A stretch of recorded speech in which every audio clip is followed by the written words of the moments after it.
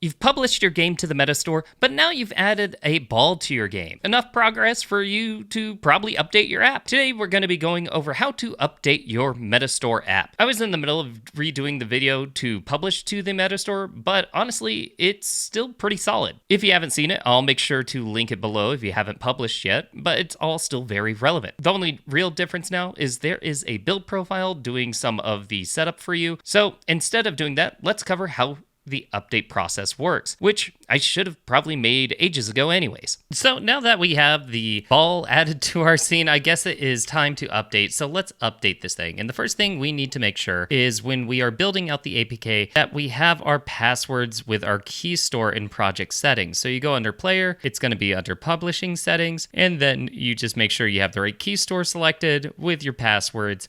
This will actually be blank when you put it up, but I've already put my passwords in. And if you lost your key store or forgot your passwords, I got some bad news. You won't be able to update your app. That's the whole point of the key store, is to make sure you are the rightful owner. So this essentially means you'll need to publish the app under a new name using a new key store because you won't be able to update the one that you already published. So with that, all we have to do is go to File and build out our new APK. And you know what? I'm actually getting ahead of myself because there's one last thing that we need to do. If we come into project settings again, under player, we need to change the version number. And it's not enough to just change the version that you're doing up here. You have to go into other settings, come down here, and it's actually this bundle version code. So I have it set to 2, so I just need to change it to 3. And I should change this as well to signify that I've done something. And every time you update your app, you are going to have to change this bundle version code. And again, also change what version you're doing. So with that out of the way, let's get building. Now hitting the build button, I am gonna name this something very fancy like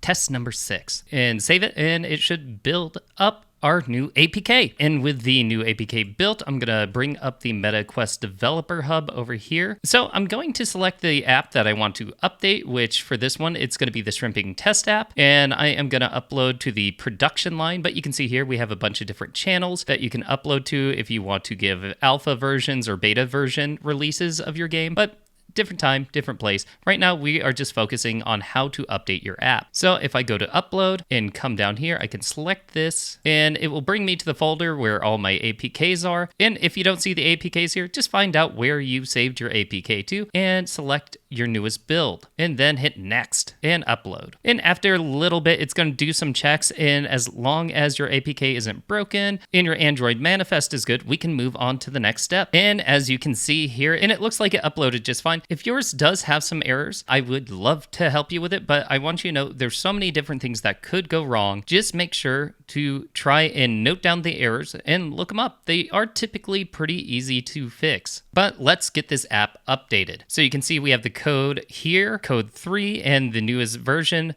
9.3.2, and I am gonna go and say view build. Now, when I hit view build, it brings this web page up, which is going to be my Shrimp Test app deploying center. And we can look at all the different things that are going on with our build. And right now it is testing the build. So it is just running some basic tests, making sure there's no malware or security vulnerabilities. And so after you have uploaded the build, you can't just instantly update your app. You're gonna have to wait a hot minute for these tests to run. So I'm gonna go ahead and pause the video for myself until those tests are finished. Okay, the tests have come back and it looks like we have passed them. So now it's time to update our app with the new APK. So I'm gonna go to app submissions and we can see the one that's currently posted is 9.2.2 with a code of 2. So that is the older version set up. I'm going to go ahead and select this, and this is where we're going to be able to adjust some things. So if I go over to build, I can now select the new build that has passed the test and come down, save changes, just so it saves the changes. Obviously, when you click between any of these guys up top, you need to make sure you're saving changes. Otherwise, it's not going to save them. Here, it's going to ask me a question. Yes, this is 13 up.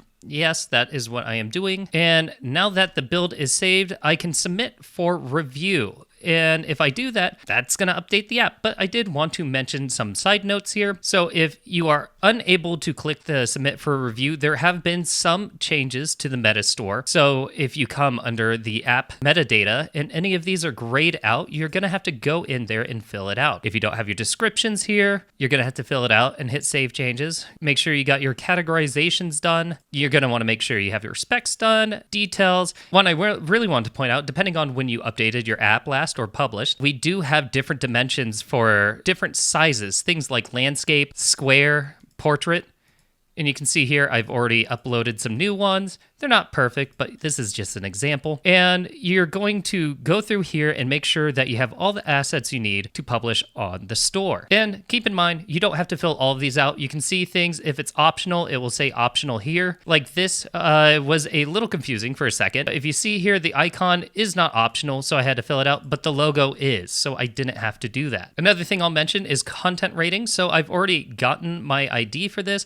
If you haven't done yours, you just hit generate, answer all the questions, and it will fire back with this IARC certificate ID. Other things to keep in mind is make sure your app submission page, if you have any notes for the reviewer, you can leave that here. Maybe you want to tell them what changes you've made or explain what the application does. That's what you would leave for the reviewer here. And then in pricing, you can set whether it is paid or free, if it's coming soon, a pre-order. This is where you fill out all that detail. And keep in mind, always want to save changes once you've made changes. But once you have done all this, confirm you have the right build selected and saved, and then you hit submit for review. So now that I've submitted, it is going to go through a process of making sure that the metadata looks good. Someone's going to look over this and approve me. But I'm not going to wait for that in this video. One last thing I want to note is once it has been approved, you want to make sure that you come in here and make sure you publish the newest build that you've made after approval. And that's it.